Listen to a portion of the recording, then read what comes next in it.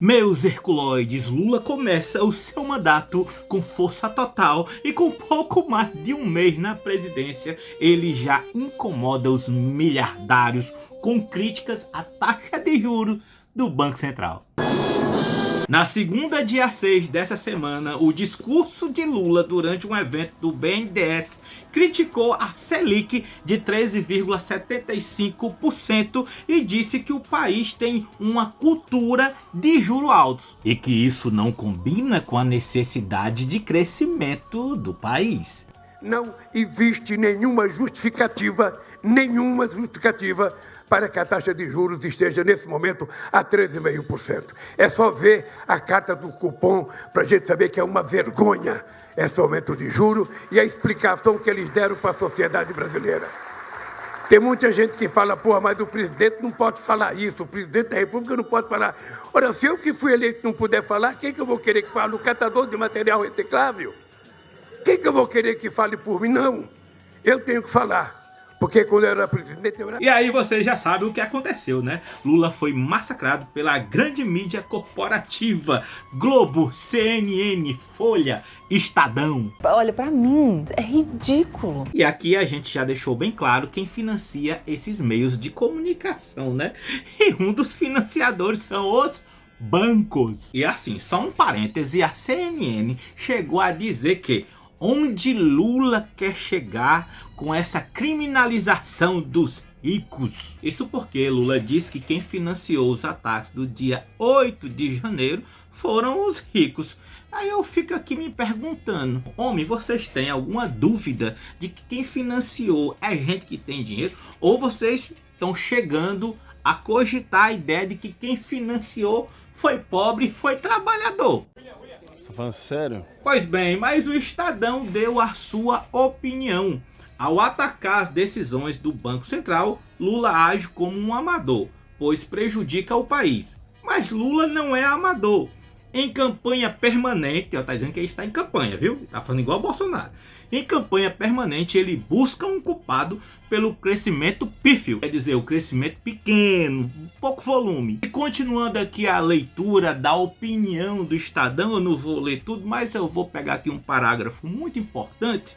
Ele diz: o que o governo fará com esse gesto está na mão de Lula, mas até agora tudo o que o presidente fez foi jogar contra si, contra o país.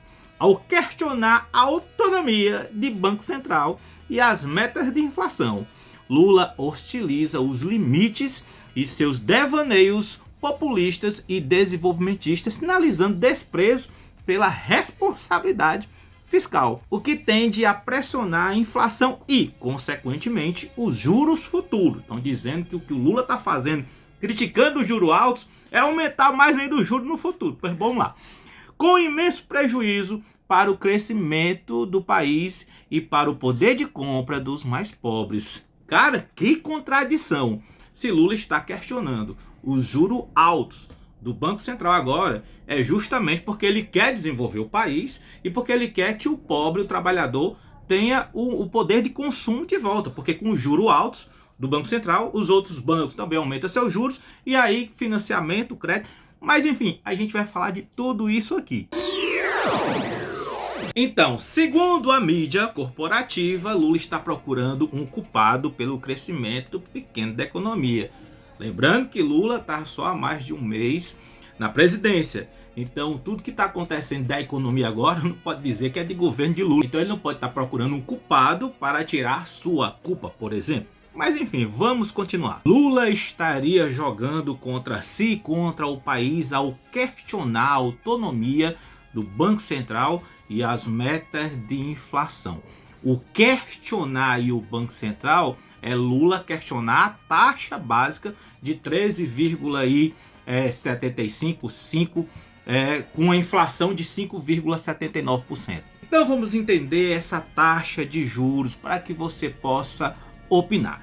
Lembre-se que a economia do Brasil ela está ali naquele tripé macroeconômico que fala do câmbio flutuante, da meta de inflação e meta fiscal. Aqui a gente não vai falar da meta fiscal, porque a meta fiscal é o orçamento do anual e tal, ninguém vai falar disso. A gente vai falar do câmbio flutuante e da meta de inflação. O câmbio flutuante, como o próprio nome diz, é a variação de preço de uma moeda que está em circulação de acordo com a oferta e da procura. Então, se a gente tiver investidores que estão tirando, por exemplo, o dólar do Brasil, se eles estão levando o dólar embora, seja lá por qual motivo, né, por medo e tal, estão lá tirando seus investimentos que são em dólar, vai ficar mais real aqui dentro do mercado do que o dólar. Então, o dólar vai valorizar. Então, o Banco Central faz o quê? Ele vende títulos federais a baixo preço. Gente, esses títulos são como ações. São papéis que valem dinheiro. Ele vende a baixo preço para lá na frente comprar desses mesmos bancos a um valor maior.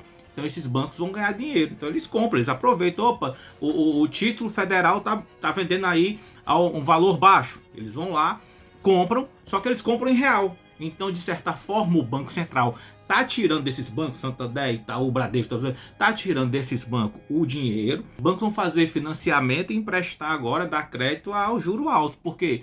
Porque não tem esse dinheiro sobrando, né? A quantidade de dinheiro de real ficou limitada, porque o Banco Central recolheu esse dinheiro, tirou esse dinheiro aí do mercado. A inflação aumenta. Então a gente vai ver mais isso aí de título federal também, essa manobra de vender título federal, quando a gente entrar na meta de inflação. Então vamos falar agora da meta de inflação. O governo federal, ele determina a taxa de inflação econômica brasileira para um ano, que deve ter no ano. Beleza, determinei, eu quero isso aqui, é o aproximado, né? Quero isso aqui. Então, diante dessas informações, o Copom, que é o Comitê de Políticas Monetárias, ele se reúne e estabelece uma meta, o qual deve ser cumprida para que tenha uma taxa de juros, né, a Selic, a taxa básica de juros, para alcançar aquela inflação desejada que foi colocada pelo governo federal. E é exatamente essa taxa que está sendo criticada pelo Lula. Tá, Jota, mas que diabo é Selic? Como essa taxa ela pode impactar o desenvolvimento do Brasil e o consumo dos trabalhadores? Vamos lá! Todos os dias os bancos estão emprestando dinheiro e recebendo dinheiro através de créditos, de financiamento, de investimento, de depósito, de saques. E no final do dia o banco pode ter dinheiro sobrando ou dinheiro faltando no caixa. Mas pelo acordo da Basileia, o banco ele não pode terminar o dia com o seu saldo negativo. Na verdade não fica negativo, né? Mas como se fosse o saldo negativo. Então, quando falta esse dinheiro, ele pode pedir emprestado a outros bancos. E esse empréstimo é só de um dia para o outro, tá? Ele pode pedir também, se os outros bancos não tiver, ele pode pedir diretamente ao Banco Central. Mas aí já é a mesma coisa, só que diferente. Mas vamos ser de banco para banco. Só que esse empréstimo tem juro, não é de graça não. Ele vai lá, o Santander pede emprestado do Bradesco, empresta de um dia para o outro, não é de graça não. Tem juro. Só que esse empréstimo ele tem uma taxa que é usada para calcular esses juros. A taxa usada para calcular os juros dessa operação é a taxa Selic, Sistema Especial de Liquidação e Custódia. Miserável. E aqui vai de novo a manipulação do Banco Central, porque é dado como garantia os títulos federais que eu falei lá do câmbio flutuante. Então, seja no câmbio flutuante, ou seja na meta de inflação, o Banco Central ele está emitindo, colocando títulos no mercado ou tirando títulos no mercado. Eu acho que compreendi. Então, se a taxa Selic estiver muito alta, esse banco não vai querer terminar o dia no vermelho para pedir emprestado para outro banco e pagar um juro altíssimo, né? Então ele vai o quê?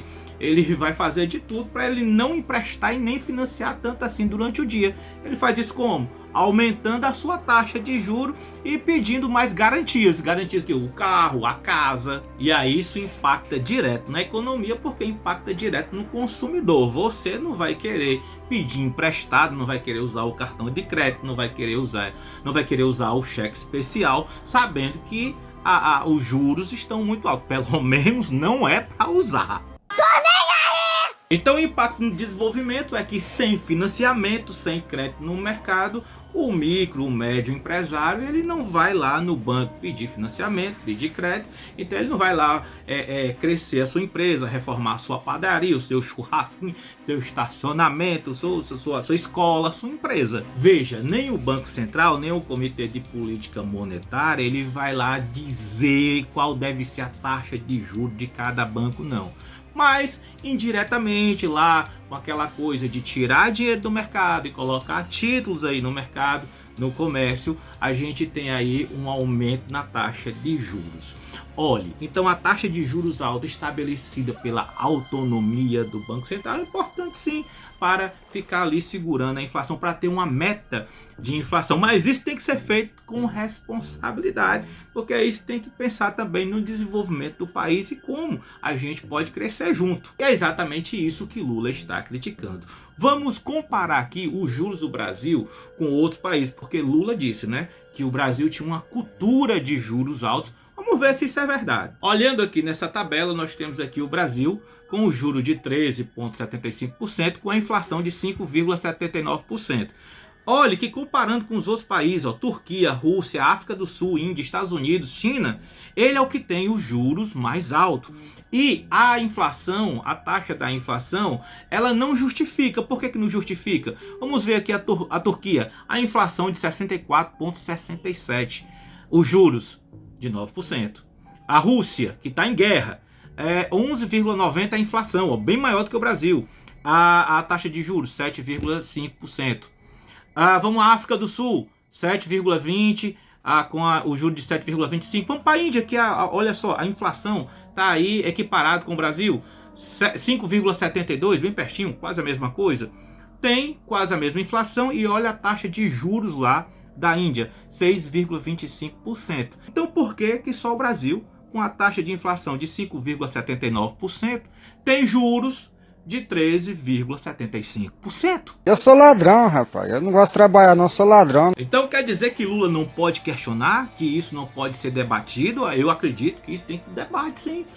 Vamos analisar, porque, meu amigo, não se justifica e não venha dizer que não, mas esses são cálculos matemáticos. Pronto, se tem cálculo matemático que justifique, pois bote na mesa, vamos expor. Olha, não, esses países aí tem essa taxa aí, tem esse juro aí, mas é porque aqui no Brasil tem essa variação, tem isso. Vamos botar na mesa. Agora só dizer, foi da onde? De onde é que veio esse 3,75? Porque comparando com os outros países, o nosso é o que tem os juros mais altos. E isso se justifica com o quê? Será que não é uma cultura de juros altos?